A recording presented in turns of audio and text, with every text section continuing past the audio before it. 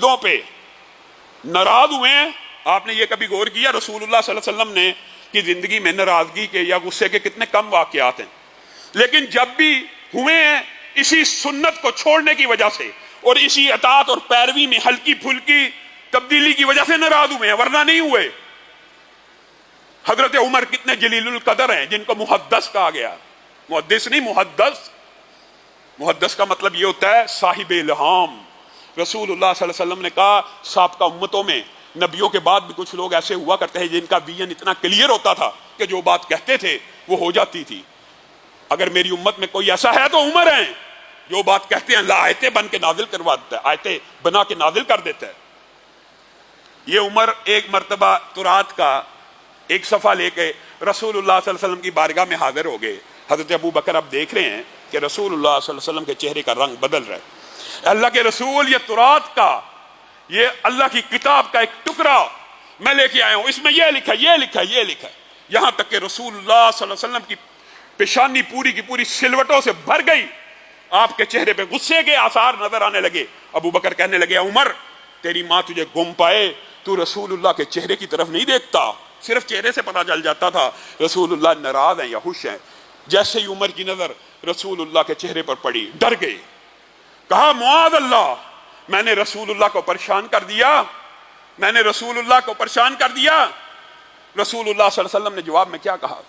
لو بدا لکم موسیٰ، اگر موسیٰ بھی آ جائیں، اگر موسیٰ بھی آ جائیں، فاتبعتموہ وترکتمونی لظللتم عن سواء السبیل، اور اگر تم ان کی پیروی کرنا شروع کر دو، اگر موسیٰ بھی آ جائیں اور تم ان کی پیروی کرنا شروع کر دو اور مجھے چھوڑ دو، تم سیدھے راستے سے بھٹک گئے ہو۔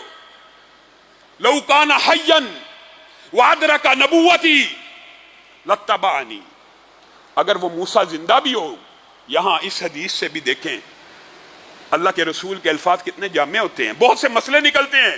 اگر موسیٰ زندہ بھی ہوں اور زندہ بھی ہوتے اور میری نبوت کو پا لیتے تو کوئی چارہ نہیں تھا، میری پیروی کے بغیر ان کی نبوت نہیں تھی چل سکتی۔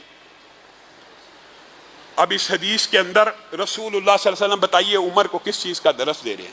تورات لے کے آ رہے ہیں اور رسول اللہ صلی اللہ علیہ وسلم عام فہم الفاظ میں کیا کہہ رہے ہیں؟ اگر میرے ہوتے ہوئے تم موسیٰ کی پیروی بھی کرو گے تو تم راہ راست سے بھٹک جاؤ گے، اگر موسیٰ زندہ ہو کے بھی آ جائیں تو ان کے اوپر بھی یہ فرض ہوگا وہ میری نبوت کو مانے اور میری پیروی کریں۔ آج کل بعض نام نہاد اسکالرز آف ڈالرز یہ سمجھتے ہیں آج بھی جو موسیٰ کی صحیح پیروی کرنے والے ہیں معاذ اللہ نبی کے بعد بھی جنت میں چلے جائیں گے۔ ان الدین عند اللہ الاسلام، رسول اللہ کے بعد دین اللہ کو صرف اسلام قبول ہے۔ جب تک رسول اللہ کی رسالت کا اقرار نہیں ہوگا رسول اللہ کے بعد کوئی جنت میں نہیں جا سکتا، یہ اللہ کا کلیہ ہے۔ یہ ہام ہاں اسکالرز نے اس حدیث سے بہت سے مسئلے نکلتے ہیں اور محدثین نے اس حدیث کی جو تشریحیں کی ہیں آپ پڑھ کے حیران رہ جائیں۔ دوسری بات جو بعض لوگ سمجھتے ہیں انبیاء زندہ ہیں اس دنیا میں، برزخ کی زندگی کی بات نہیں ہے۔ برزخ کی زندگی میں ہر بندہ دنیا سے چلے جانے کے بعد اپنی زندگی گزار رہا ہوتا ہے۔ یہاں پہ اللہ کے رسول لو کان حیا، اس حدیث میں صاف کہہ رہے ہیں کہ موسیٰ زندہ نہیں ہے، اور اگر زندہ ہوتے اور آ جاتے میری نبوت کو پاتے، میری پیروی کے بغیر کوئی چارہ کار نہیں تھا۔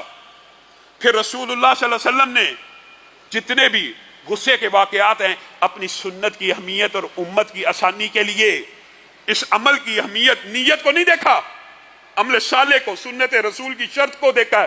کیا حضرت عمر کی نیت معاذ اللہ بد تھی؟ کیا تورات کے بارے میں کوئی اچھی نیت سے ہی آئے تھے؟ نا، رسول اللہ نے قبول نہیں کیا اچھی نیت کو۔